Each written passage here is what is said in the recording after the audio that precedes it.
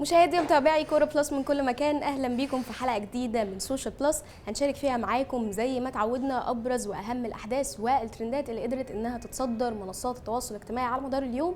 خلونا النهارده نبدا معاكم حلقتنا من موقع اكس ومباراه النادي الاهلي. النادي الاهلي هيلعب النهارده مباراه قدام الاتحاد السكندري.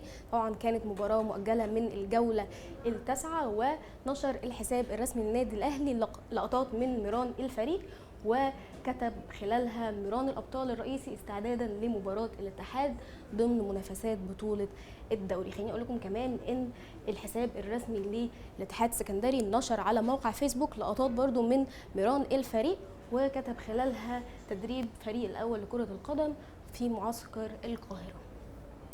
خليني بقى دلوقتي اقول لكم ان النادي الاهلي، او اذكركم ان النادي الاهلي قدر خلال اخر مواجهه ليه في منافسات دوري نايل انه يفوز على الجونه بثلاثيه نظيفه. كمان الاتحاد السكندري قدر انه يفوز على بلديه المحله بهدفين مقابل هدف وحيد، وبيتواجد النادي الاهلي دلوقتي في المركز العاشر برصيد 27 نقطه، في حين ان الاتحاد السكندري بيتواجد في المركز الخامس برصيد 32 نقطه. خليني كمان بقى دلوقتي شارك معاكم احصائيات اللاعبين خلال اخر 6 مواجهات ليهم. طبعا الاهلي والاتحاد السكندري قدموا اداء مميز جدا خلال الفتره الاخيره، وقدر النادي الاهلي خلال اخر 6 مواجهات ليه انه يفوز ب4 مواجهات ويتعادل في مواجهه وحيده وخسر مواجهه وحيده. كمان قدر ان هو يسجل 10 اهداف خلال اخر 6 مواجهات ليه. كمان الاتحاد السكندري قدر خلال اخر 6 مواجهات انه يفوز بمباراتين ويتعادل بمباراتين تانيين وخسر مباراتين تانيين، وقدر خلال ال6 مباريات دول ان هو يسجل 8 اهداف في مرمى منافسين. خليني بقى دلوقتي انتقل معاكم ل اداء الفريقين في منافسات الموسم الحالي من دوري نايل. النادي الاهلي لعب لحد دلوقتي 13 مباراه في دوري نايل، وقدر ان هو يفوز خلالهم ب8 مواجهات، في حين انه تعادل في 3 مواجهات وخسر مواجهتين. اما الاتحاد السكندري لعب لحد دلوقتي 20 مباراه، قدر انه يفوز خلالهم ب8 مباريات وتعادل في 8 مباريات تانيين وخسر 4 مباريات.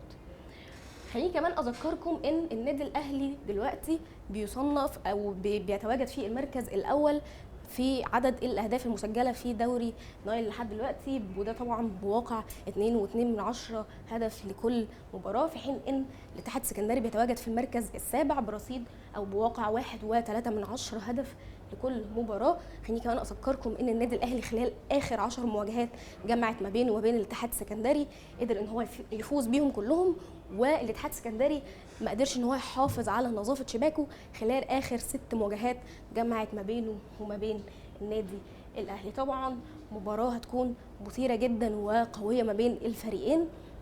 هل هيقدر الاتحاد السكندري انه يحسمها ام سيكون الفوز من نصيب النادي الاهلي؟ يتحدى الصعاب خصوصا في ظل الغيابات اللي بيعاني منها النادي الاهلي، طبعا غياب احمد عبد القادر وعمرو السوليه. لكن خليني اقول لكم ان احمد جاب الله طبيب الفريق اكد وطمأن الجماهير على حاله عمرو السوليه، ونشر الحساب الرسمي للنادي الاهلي على موقع اكس تصريحات على لسان الطبيب، وقال خلالها ان الاشعه اللي اجراها عمرو السوليه الاخيره اثبتت وجود او اصابته بشد في العضله الضمه، واللاعب هيخضع لبرنامج تاهيلي خلال الفتره المقبله.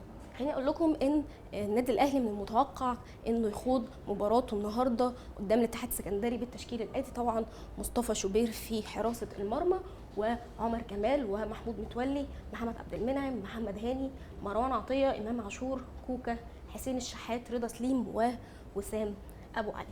دي كانت ابرز واهم الاخبار والاحداث اللي قدرت انها تتصدر منصات التواصل الاجتماعي على مدار اليوم. طبعا تمنياتنا بالتوفيق للاهلي او الاتحاد السكندري، واستنونا في حلقات تانية كتيره من سوشيال بلس.